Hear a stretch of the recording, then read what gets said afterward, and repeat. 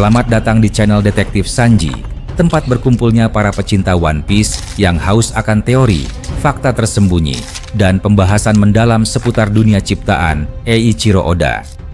Di sini, kami tidak hanya mengikuti alur cerita, tapi juga menganalisis setiap petunjuk, menghubungkan fakta-fakta kecil yang sering terlewat, dan mencoba memecahkan misteri besar seperti siapa Joy Boy sebenarnya, apa tujuan sejati pemerintah dunia, hingga sejarah abad kekosongan yang selama ini ditutupi.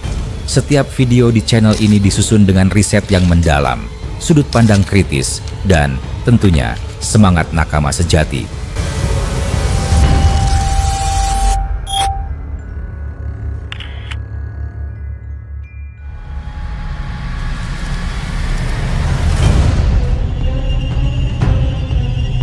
Dunia One Piece menyimpan berbagai kisah epik, pertarungan legendaris, dan kejadian luar biasa yang melibatkan tokoh-tokoh besar yang kekuatannya melampaui imajinasi manusia biasa.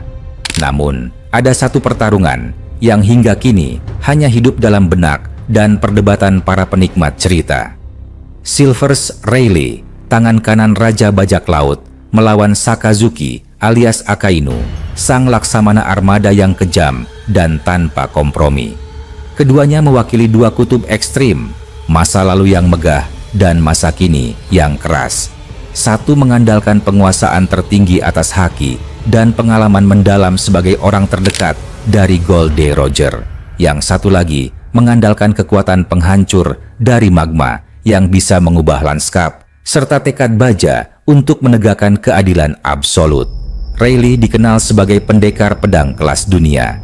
Dalam setiap penampilannya, terlihat bagaimana tekniknya tak hanya tajam dan cepat, tetapi juga syarat akan perhitungan. Setiap gerakan tak sekadar tebasan, melainkan hasil dari analisis instan terhadap kelemahan lawan. Ia menggunakan pedang berselimut haki, bukan sekadar untuk pertahanan, tetapi untuk mendominasi. Haki yang mengalir di senjatanya tampak seperti bayangan hitam yang menyelimuti baja, dan mungkin dari sanalah julukan Raja Kegelapan berasal. Namun, kehebatannya tidak hanya bertumpu pada pedang.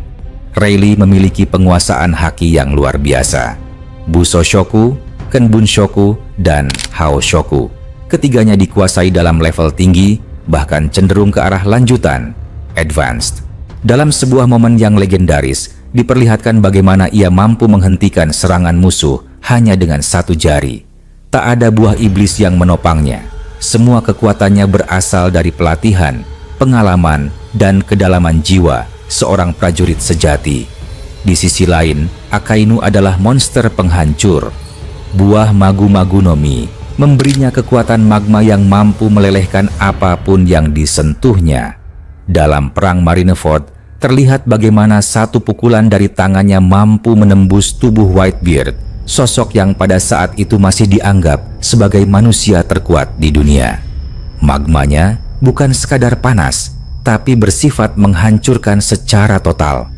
Tidak hanya itu, Sakazuki juga memiliki kontrol haki yang tinggi, meskipun belum pernah dikonfirmasi apakah penguasaannya mencapai level lanjutan seperti milik Rayleigh. Pertarungan antara Rayleigh dan Akainu tidak hanya tentang kekuatan individu. Ini adalah pertemuan dua era, dua pandangan dunia, dua kekuatan besar yang menolak tunduk pada apapun, kecuali kehendaknya sendiri. Rayleigh berasal dari era Raja Bajak Laut, ketika kebebasan adalah segalanya. Ia hidup di masa di mana pertarungan terjadi karena kehendak dan idealisme. Sebagai tangan kanan Roger, ia melihat dunia dengan mata orang yang telah menyaksikan seluruh isi Grand Line, termasuk rahasia-rahasia terdalam dari sejarah dunia. Akainu muncul dari era kekuasaan militer mutlak. Ia adalah simbol angkatan laut modern, di mana kekuatan bukan hanya alat, tetapi hukum. Kepercayaannya terhadap keadilan absolut membuatnya menjadi pemimpin yang keras, dingin, dan tanpa kompromi. Baginya, bajak laut adalah penyakit, dan penyakit harus dibakar habis. Jika kedua tokoh ini bertemu dalam medan perang, pertarungan itu akan menjadi lebih dari sekadar duel pribadi. Itu akan menjadi konfrontasi antara semangat kebebasan dan kendali absolut. Salah satu faktor penentu dalam pertarungan ini adalah haki. Rayleigh dipastikan menguasai Haoshoku haki tingkat lanjutan, yaitu kemampuan untuk menyelipkan kehendak ke dalam serangan fisik, memungkinkan pengguna untuk menghancurkan target tanpa harus menyentuhnya secara langsung. Teknik ini menjadi kunci saat Luffy berhadapan dengan Kaido, serangan yang tak perlu menyentuh fisik namun langsung menghantam jiwa dari targetnya. Selain itu, ada satu bentuk teknik haki tingkat tinggi yang lebih langka lagi, internal destruction. Teknik ini memungkinkan haki masuk ke dalam tubuh lawan dan menghancurkan dari dalam. Tidak banyak yang mampu menguasainya. Bahkan, para Yonko pun belum tentu bisa melakukannya. Rayleigh adalah salah satu dari sedikit individu yang diyakini memiliki teknik ini. Akainu memang dikenal memiliki Busoshoku haki kuat yang ia gunakan untuk memperkuat serangan dan bertahan dari pukulan lawan. Namun, tak ada bukti bahwa ia menguasai teknik tingkat lanjut seperti internal destruction atau Haoshoku haki lanjutan. Dengan begitu, Rayleigh memiliki keunggulan di bidang ini, terutama jika pertempuran berlangsung dalam jangka panjang dan mengandalkan kecerdasan dalam pertarungan. Namun, magma tetaplah magma. Kekuatan destruktifnya sangat tinggi. Sekalipun pedang Rayleigh dilapisi haki, jika terkena langsung oleh lava panas dari Akainu, kemungkinan besar akan meleleh. Dalam kasus seperti ini, jarak menjadi kunci. Rayleigh harus menjaga posisi dan mengandalkan serangan non-kontak untuk bertahan, sementara Akainu akan berusaha menutup celah dan melepaskan serangan fatal dari dekat.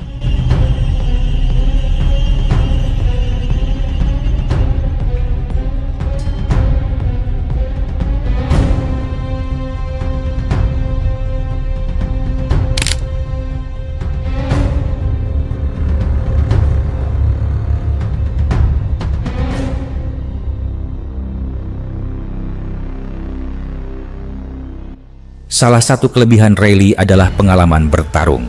Ia telah menyaksikan kekuatan Raja Bajak Laut melawan Angkatan Laut, Yonko, dan berbagai kekuatan besar dunia.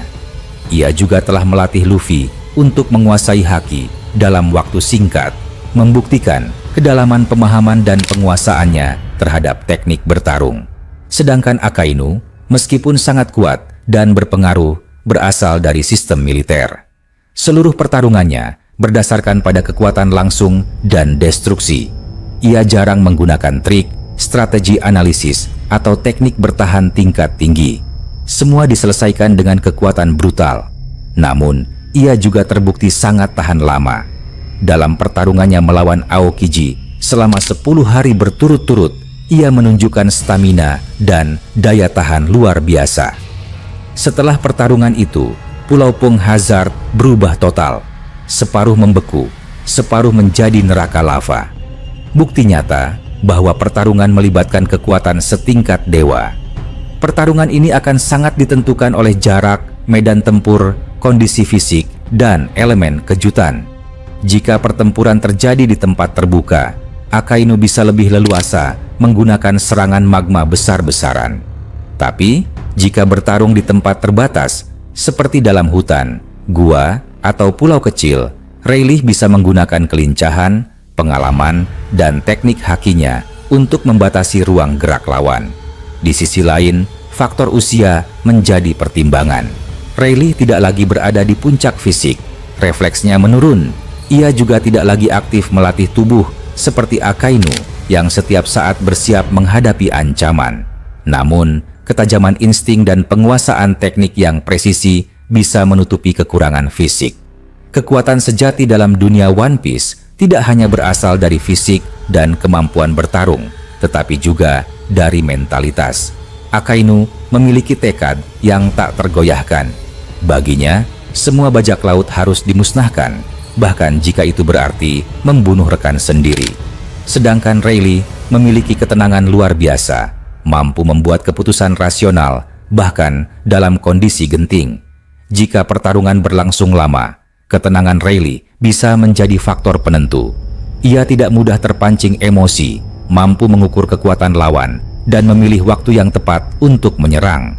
Sebaliknya, jika Akainu terpancing dan bertindak impulsif, ia bisa terbuka terhadap serangan yang mematikan. Tidak ada jawaban pasti. Ini adalah pertarungan dua kekuatan dengan fondasi berbeda. Jika pertempuran ditentukan oleh kekuatan destruktif murni dan ketahanan fisik, Akainu bisa unggul. Tapi, jika penentu adalah strategi, teknik, dan pemanfaatan haki tingkat lanjut, Rayleigh memiliki peluang besar untuk menang. Mereka berdua memiliki kemampuan untuk mengakhiri pertarungan hanya dalam satu pukulan, jika pukulan itu tepat sasaran.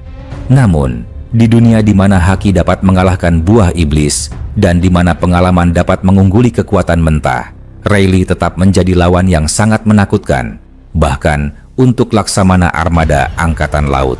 Bagaimana jika pertempuran ini terjadi? Akankah dunia bergetar akibat pertarungan antara masa lalu dan masa kini? Siapa yang akan berdiri terakhir di antara puing-puing kehancuran? Kebebasan melawan keadilan absolut. Benturan terakhir antara Luffy dan Akainu. Di antara gelombang tak berujung yang melintasi Grand Line, di mana petualangan dan tragedi menyatu dalam satu narasi epik, terdapat sosok yang selama ini menjadi manifestasi dari keadilan yang tak mengenal ampun. Sakazuki, sang Laksamana Armada, yang dikenal dengan nama Akainu. Ia bukan sekadar perwira tinggi angkatan laut, tetapi simbol kekuatan yang membara, tanpa belas kasih, serta fondasi dari rezim absolut yang ditegakkan atas nama keadilan. Sebuah pernyataan mengejutkan pernah dilontarkan oleh pencipta semesta ini, Eiichiro Oda. Dalam sebuah wawancara tahun 2014, pernyataan menggelitik dunia fandom One Piece. Jika Akainu adalah protagonis dari kisah ini, maka ia akan menemukan One Piece hanya dalam waktu 1 tahun. Kalimat sederhana ini membelah opini penggemar. Sebagian menilainya sebagai lelucon. Sebagian lain merasa ini adalah petunjuk terselubung tentang seberapa kuat dan efektifnya figur yang selama ini menjadi antagonis bagi para bajak laut. Namun, lebih dari sekadar candaan atau spekulasi santai, terdapat potensi naratif yang luar biasa dalam pernyataan itu. Akankah Sakazuki benar-benar mampu mengalahkan seluruh tantangan di Grand Line dan New World hanya dalam waktu singkat? Atau ini hanyalah hiperbola dari sang kreator? Untuk memahami makna di balik pernyataan ini, perlu dilakukan analisis menyeluruh dari berbagai dimensi, kekuatan, ideologi, pengalaman, serta struktur dunia One Piece itu sendiri. Pernyataan Oda seringkali mengandung lebih dari satu lapisan makna. Ketika menyebut bahwa Akainu bisa menemukan One Piece dalam 1 tahun, bukan berarti publikasi mangganya akan dipercepat. Bukan pula menyiratkan bahwa cerita Luffy bisa diringkas dalam 1 tahun jika dia sekuat Akainu.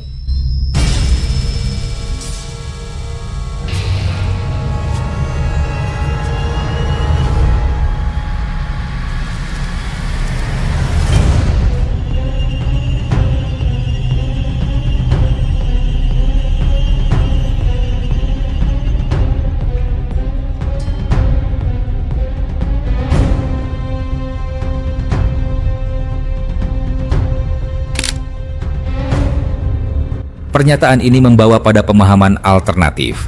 Jika Akainu memulai petualangannya sebagai bajak laut dengan kekuatan dan pengalaman yang dimiliki saat ini, maka ia akan menaklukkan semua tantangan yang telah ditempuh oleh Luffy dalam waktu yang jauh lebih singkat, bahkan dalam waktu 1 tahun di dunia One Piece itu sendiri.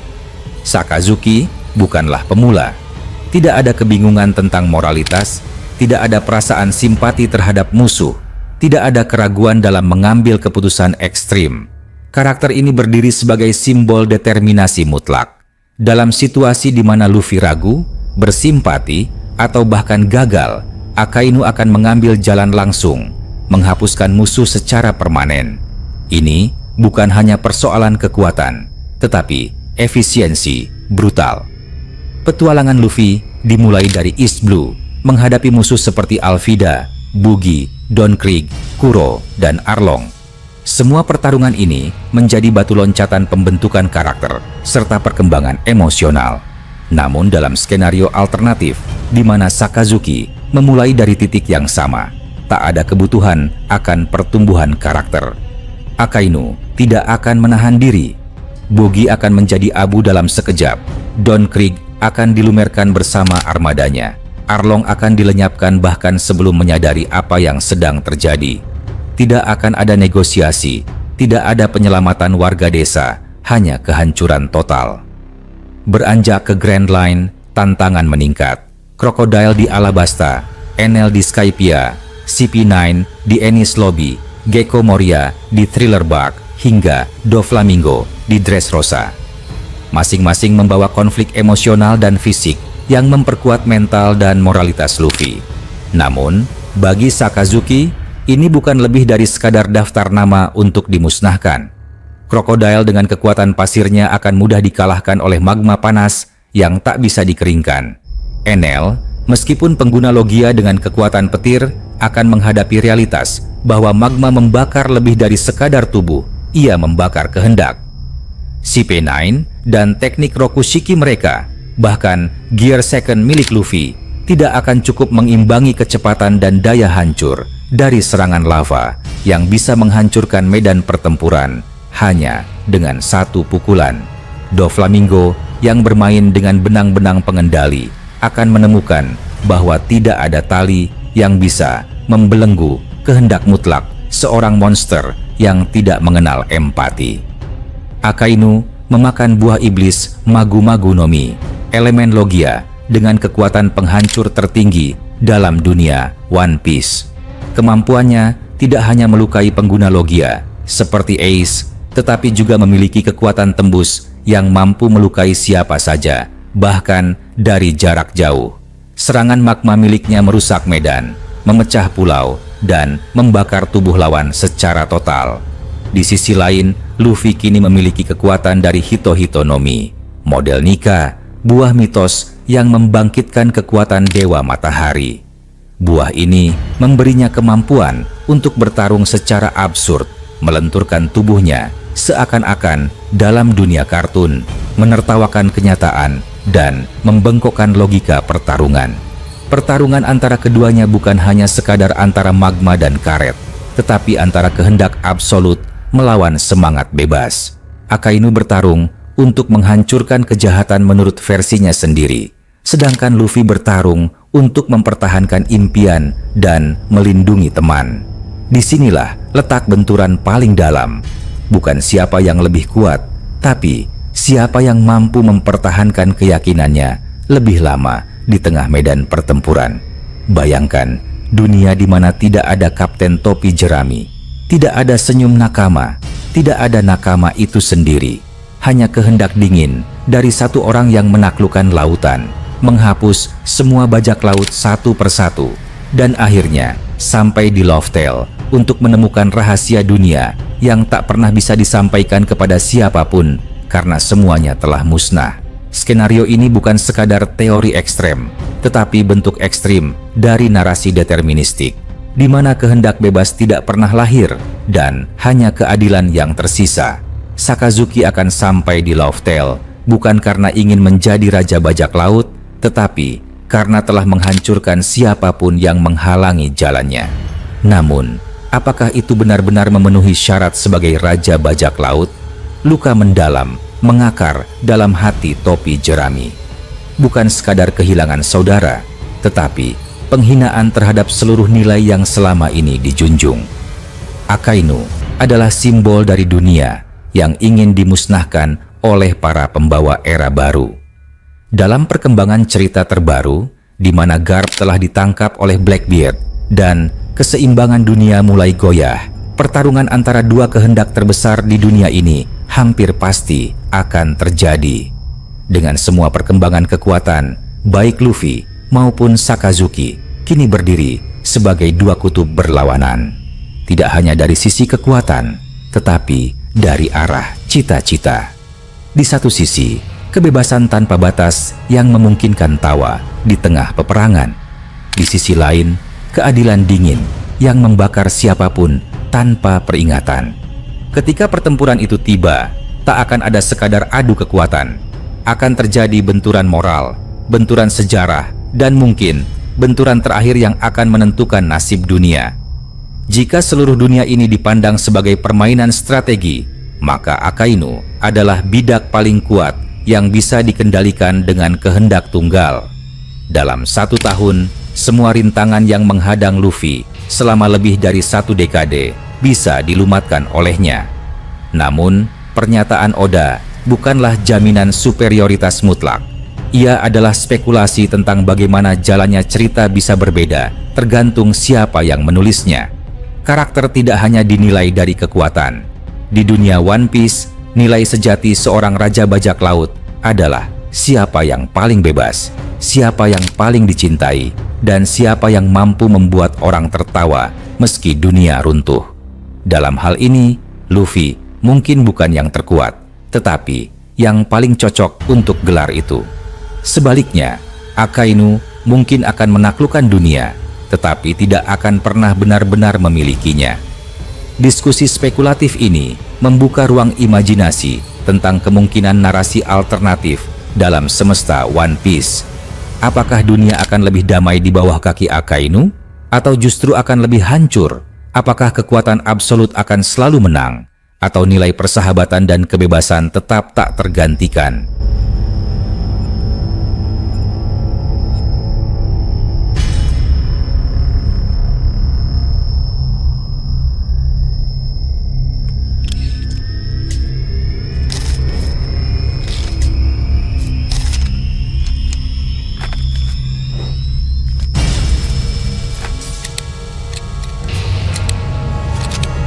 Terima kasih sudah menyaksikan video ini sampai selesai. Kalau kalian menikmati konten ini, jangan lupa klik tombol like, tinggalkan komentar di bawah, karena semua teori dari kalian juga sangat berarti dan bisa jadi bahan diskusi di video berikutnya. Dan tentu saja, klik subscribe serta aktifkan lonceng notifikasi supaya kalian tidak ketinggalan update terbaru dari kami. Sampai jumpa di video selanjutnya.